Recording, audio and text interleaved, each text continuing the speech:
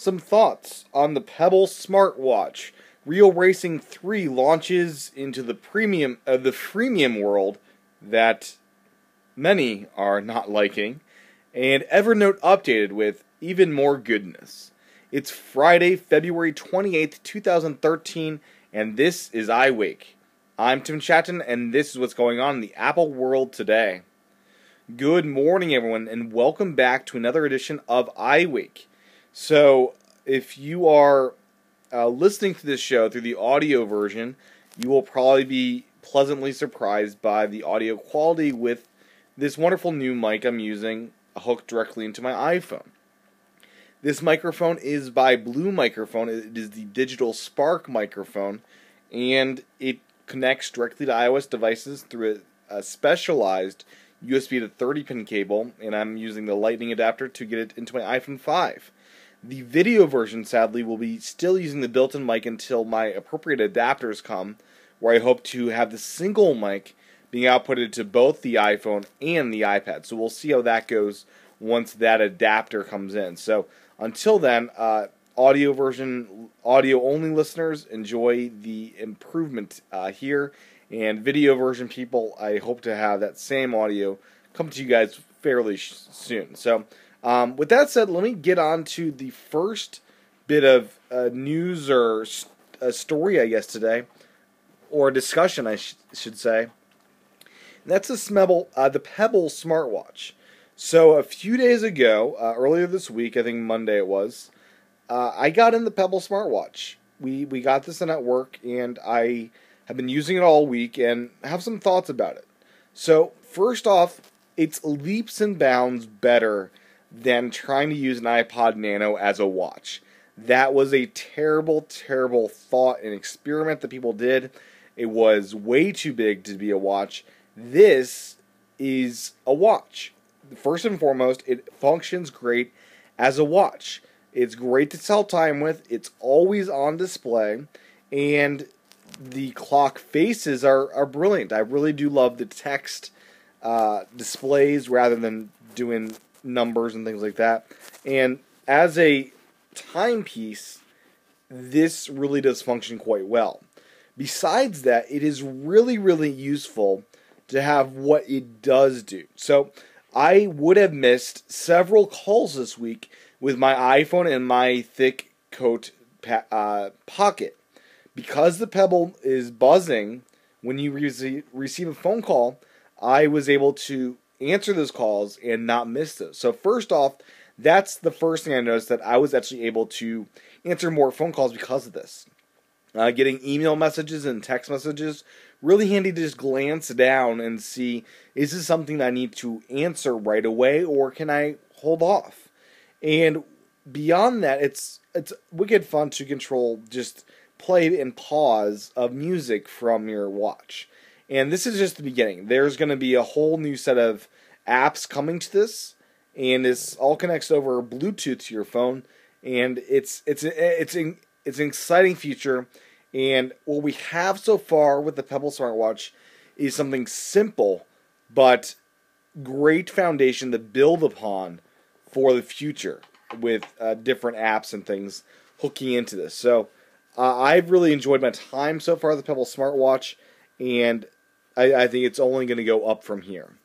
So next, let's move on to Evernote. Evernote for iOS got a big update, and many people have noticed it caused some crashes. I did not have this problem, but many people did.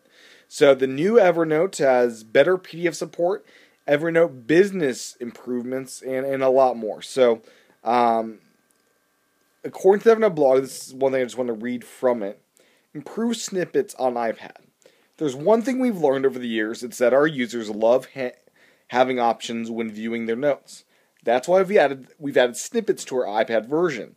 It's a new noteless view that makes it very easy to scan your notes and jump to any month with a handy date scrubber along the right edge.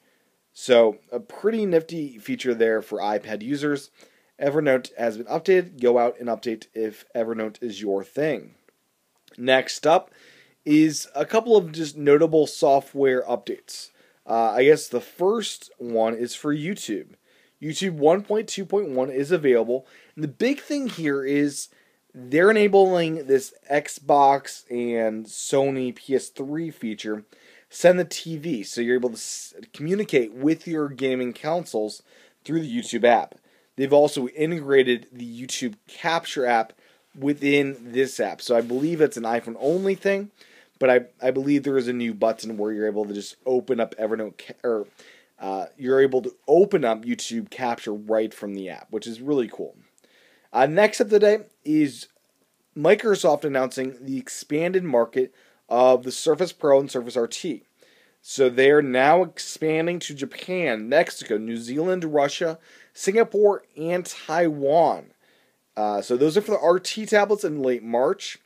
And Microsoft is also promising UK, Australia, China, France, Germany, Hong Kong, and New Zealand for the Surface Pro in the coming months.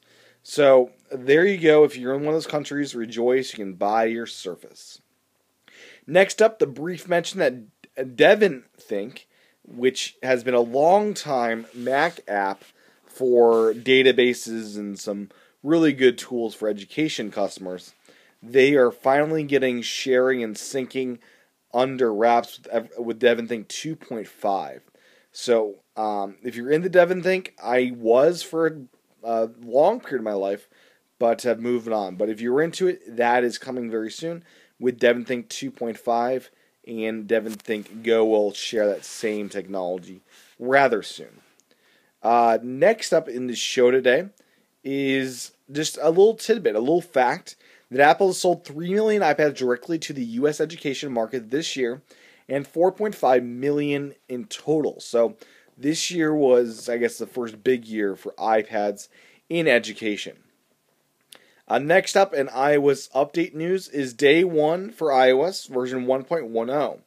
It adds a PDF export and printing support. So if you are journaling and want to export that as a PDF, you can do that now, and it will hook directly into your iBooks app. So you can kind of create your little journal book, which is pretty cool that they've done that. Next up, another brief mention this time from Vimeo. Vimeo has added over 500 Hollywood-style effects, so you can kind of Instagram your videos right there on Vimeo. Next up is just the fact that Real Racing 3 is now out. I downloaded this from my iPad, and I'm not too excited to discover that it will be crippled by all these in-app purchases. In the past, Real Racing 1 and 2 were pay $5 or $10 and buy the game. This time around, you won't be able to get very far in the game without shelling out some significant cash. And I'm not looking forward to this because I won't be paying the cash. So this freemium model is something I really despise and really want to pay the developer for this game and not have to be nickel and dime throughout the entire experience. So I hope this fails and fails hugely so they get the message that customers want to actually buy things rather than do other things. So finally, the last thing on the show today, iTunes U. Apple has announced that iTunes U has hit 1 billion downloads less than 6 years after its official debut. So, according to Eddie Q, it's inspiring to see what educators and students of all types are doing with iTunes U. With the incredible content offered on iTunes U, students can learn like never before. There are now iTunes U courses with more than 250,000 students enrolled in them, which is a phenomenal shift in the way we teach and learn.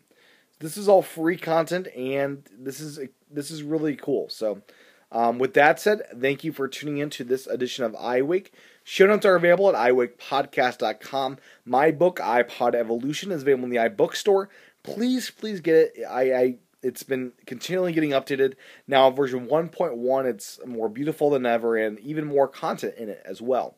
So, iPodEvolution.net is the URL for that. I also did a poetry book, which is available for $3 in the iBook store. Search for poetry video. Find the one with the green cover. That's mine. And finally, youtube.com/TCHATEN for my YouTube videos. With that said, I will talk to everyone again on Monday. I'm going to get some iWake Again content out for those subscribers. I'll talk to you guys this weekend and everyone else on Monday. Have a good weekend.